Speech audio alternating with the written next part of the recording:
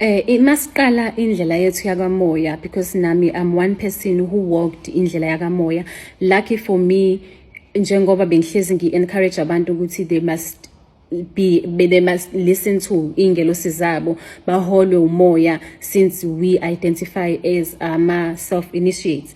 So bengiholwa umoya, zange ngiye ukuyothwasa nhlanhla leyo. Singabantwana abangcwele, singabantwana bathi mabezalwa nje bangcwele, bamhlophe, bayakhazimula, bayabantwana bakaNkulunkulu, bayingelosi zikaNkulunkulu.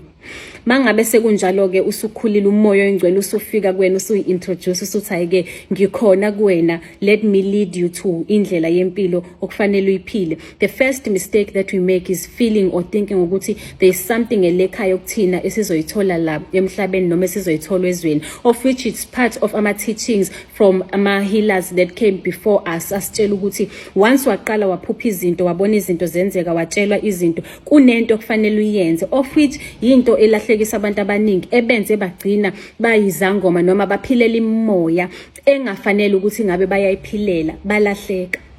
So unomoya oyingcwele, mangabe usuyiqala indlela yakho kuthiwe you have to ukuthi uyibike kubantu abadala, that's the normal process yento esiyaziyo. Kufanele uyibike esayidini lakho abomama, ubanika amandla phezulu kwempilo yakho. Now that uNkulunkulu usesambulele noma usesitshelile ukuthi lapho esisuke siyibika khona, nisuke ningakhulumi nemoya yogogo nomkhulu benu, nisuke nikhuluma nemoya egqoke ogogo benu nomkhulu benu, nisuke nikhuluma nemimoya engcolile. So automatically usuke wena manje njengoba umntwana ongcwele, obezalwe engcwele, ophila nomoya engcwele kuyena ngaphakathi, usuthi manje unikela impilo yakho, unika amandla le mimoya engcolile ukuthi buse kuwena.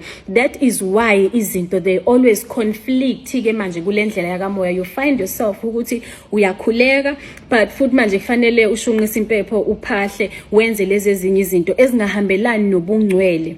Abanye ke abantu they get so consumed ngale ndlela yokuthi umoya engcwele uzubashiye, udede kubo, usuke kubo, noma ke ngibeke ngokuthi they get into this dark hole ngale ndlela yokuthi leli sayidi ke manje elingcolile linamandla, balinikeze amandla kakhulu phezulu kwempilo zabo, bagcine beshiya ubungcwele, bagcine beshiya indaba yokukhuleka, bekhohlwa yiyona completely.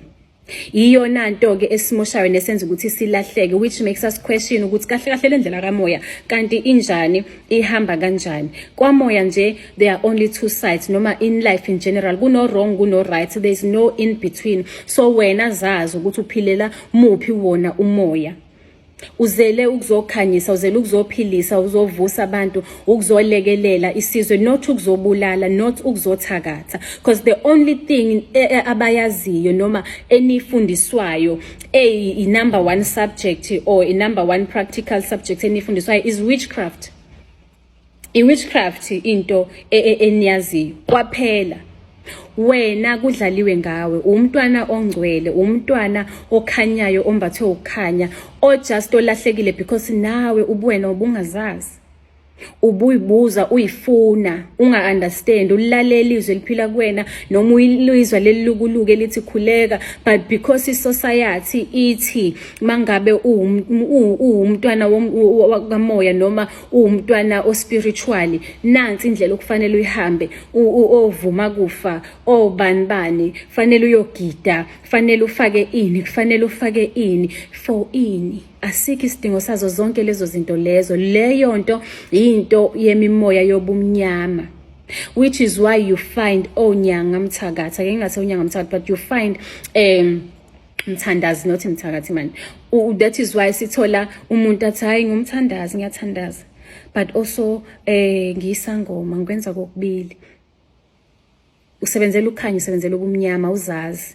So that is why in the long run sizokuthola ke manje usuthayo yisangoma ukuthandaza kwathiwa kuyeke.